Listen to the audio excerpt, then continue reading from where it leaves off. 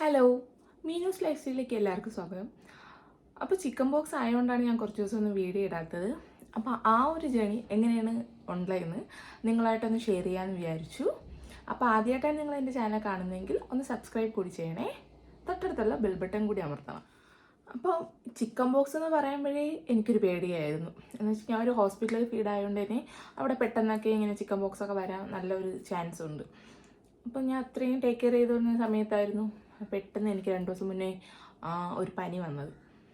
പനി വന്നപ്പോൾ ഞാൻ വിചാരിച്ചു സാധാ പനിയായിരിക്കും. എനിക്ക് ഒട്ടും വയ്യ, എന്നാലും എനിക്ക് ഹോസ്പിറ്റലിൽ പോകണം, ഡ്യൂട്ടിക്ക് പോകണം എന്തായാലും. അങ്ങനെ ഞാൻ ഒരു ഡോളയൊക്കെ കഴിച്ചിട്ട് ഡ്യൂട്ടിക്ക് പോയി പിറ്റേന്നായപ്പോഴും എനിക്ക് വയ്യ. അപ്പം പക്ഷെ പിറ്റേന്നായപ്പം ഡോള കഴിച്ചതിൻ്റെ ഇതിൽ കുറച്ചൊരു കുറവുണ്ട്. അപ്പോൾ ഞാൻ വിചാരിച്ചു എന്തായാലും ഡ്യൂട്ടിക്ക് പോവാം. അന്ന് 12 മണി സെക്കൻഡ് ഡ്യൂട്ടി ആയിരുന്നു. അപ്പോൾ ഞാൻ എന്തായാലും പോയി. ഡ്യൂട്ടിയും കഴിഞ്ഞ് വീട്ടിലെത്തിയപ്പോഴാണ് ഫസ്റ്റ് മുഖത്തൊരു കുരു കണ്ടു. അപ്പം ഞാൻ വിചാരിച്ചു പീരീഡ്സൊക്കെ വരെയില്ലേ, അതിൻ്റെ ഡേറ്റ് എടുക്കാറായതുകൊണ്ട് ആ പിമ്പിൾസ് ആയിരിക്കുമെന്ന്. അപ്പോൾ കുറച്ച് കഴിഞ്ഞ് ഞാൻ ഡ്രസ്സ് ചെയ്തുകൊണ്ടിരുന്നപ്പോൾ ബാക്കിൽ കുറുക്കിൻ്റെ അവിടെയായിട്ടും കണ്ടു. അപ്പോൾ പിന്നെ എനിക്കൊരു പേടിയായി. അപ്പോൾ പിന്നെ ഞാൻ ഹസ്ബൻഡിനെ കാണിച്ചു, ഇങ്ങനെ ചേട്ടാ ഇങ്ങനെ ഒരു മുഖത്തൊക്കെ ഉണ്ട്, ഇങ്ങനെ 2-3 കുറുക്കിലൊക്കെ ഉണ്ട്, ബാക്കിലൊക്കെ ഉണ്ട്. അപ്പോൾ ചേട്ടൻ പറഞ്ഞിട്ട് അത് എന്നു തോന്നുന്നു, നീ അമ്മയുടെ അടുത്തൊന്ന് കാണിച്ചു നോക്ക്. ചേട്ടൻ അപ്പം ഹസ്ബൻഡിൻ്റെ അമ്മയുണ്ട്. അപ്പം ഹസ്ബൻഡിൻ്റെ അമ്മ പറഞ്ഞു അത് എന്നു തോന്നുന്നു, നമുക്ക് എന്തായാലും നാളെ ഡോക്ടറെ ഒന്ന് പോയി കാണിച്ചിട്ട് കൺഫേം ചെയ്യാം. അപ്പോൾ ഞങ്ങളുടെ വീടിനടുത്തൊരു ഡോക്ടറുണ്ട്, ഡോക്ടറല്ല ഹോസ്പിറ്റലിലുള്ള ഡോക്ടറെ കാണിച്ചപ്പോൾ ഡോക്ടർ പറഞ്ഞു അത് തന്നെയാണ്, നിങ്ങൾ ഒരു 2 വീക്സ് ക്വാറൻറ്റൈൻ ഇരിക്കണം, നന്നായിട്ട് കെയർ ചെയ്യണം, അങ്ങനെ എഴുതി. പിന്നെ ഞാൻ എൻ്റെ വീട്ടിലേക്ക് പോയി.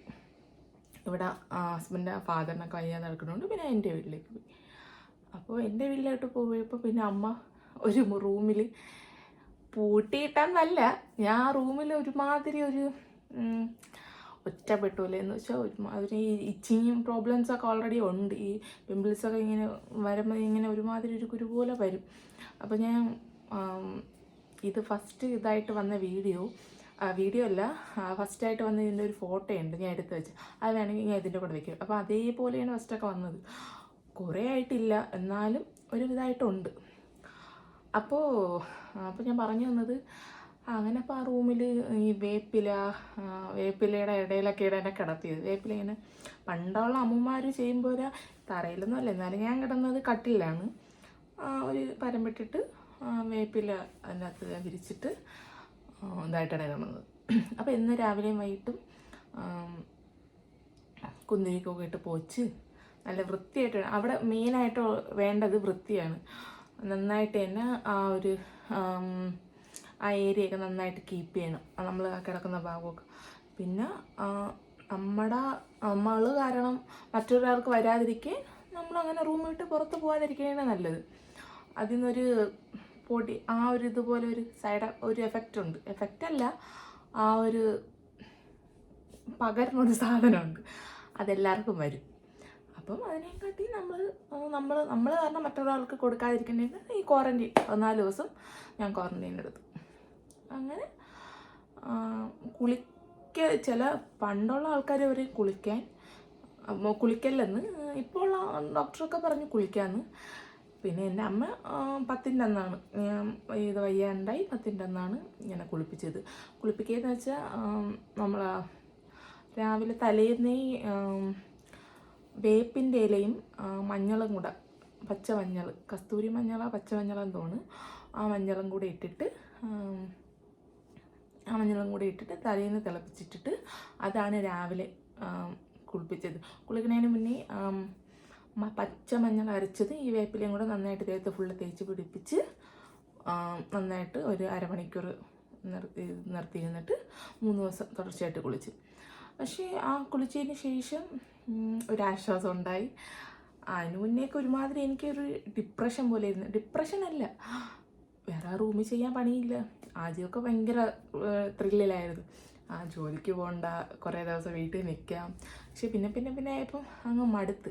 രാവിലെ എണീക്കുന്നു, വേറെ പരിപാടിയൊന്നുമില്ല, ഫോണിൽ കളിച്ച് വയ്യ.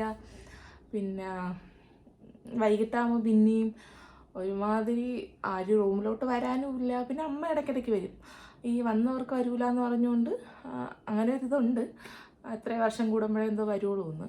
അപ്പോൾ അതുകൊണ്ട് അമ്മയാണ് എൻ്റെ കാര്യം നോക്കിയത്. അങ്ങനെ 2 ആഴ്ച ക്വാറന്റൈനിൽ നിന്ന് പിറ്റേ ദിവസം 10ൻ്റെ അന്ന് കുളിച്ച് 3 ദിവസം വരെ ഈ ഒരു പാറ്റേണിലാണ് കുളിച്ചിട്ട് പിന്നെ ഒരു ദിവസം വീട്ടിൽ നിന്ന് നോക്കിയിട്ട് കുഴപ്പമൊന്നുമില്ല. എന്നിട്ട് നമ്മളിങ്ങനെ ഞങ്ങളുടെ അമ്മൂമ്മമാരൊക്കെ പറയും, കുളിച്ചിട്ട് ഏതെങ്കിലും ചന്തയിലോ ആൾക്കാരുള്ളിടത്തോ അങ്ങനെ എന്തെങ്കിലും പോകണമെന്ന്. അങ്ങനെ ഞാനും എൻ്റെ ബ്രദറും കൂടെ വീടിനടുത്തുള്ള ഒരു ചന്തയുണ്ട്, ഇച്ചിരി ഫേമസ് എന്ന് വെച്ചാൽ അത് ഈ ആഴ്ചയിൽ 2 ദിവസമൊക്കെ കൂടുന്ന ഒരു ചന്തയാണ്. അങ്ങനെ അവിടെ പോയി മീനൊക്കെ വാങ്ങിച്ചിട്ടാണ് വീട്ടിലോട്ട് വന്ന്. അപ്പോൾ ഞാൻ പിന്നെ ഡിമാൻഡ് ചെയ്യാറ്, അമ്മ എനിക്ക് ഇങ്ങനെ വേണം. അപ്പം മീനൊന്നും കഴിച്ചുകൂടാ, മീൻ ഉപ്പുള്ളതൊന്നും കഴിച്ചുകൂടാ. ഉപ്പുള്ള കഴിച്ചാൽ ചൊറിച്ചിൽ അങ്ങനെയൊക്കെ വരും, അതുകൊണ്ട് ഉപ്പുള്ളതൊന്നും അമ്മ തന്നില്ല. അപ്പം എനിക്ക് ഈ മത്തി, ചൂര, മീനൊക്കെ എനിക്ക് ഭയങ്കര ഇഷ്ടമാണ്.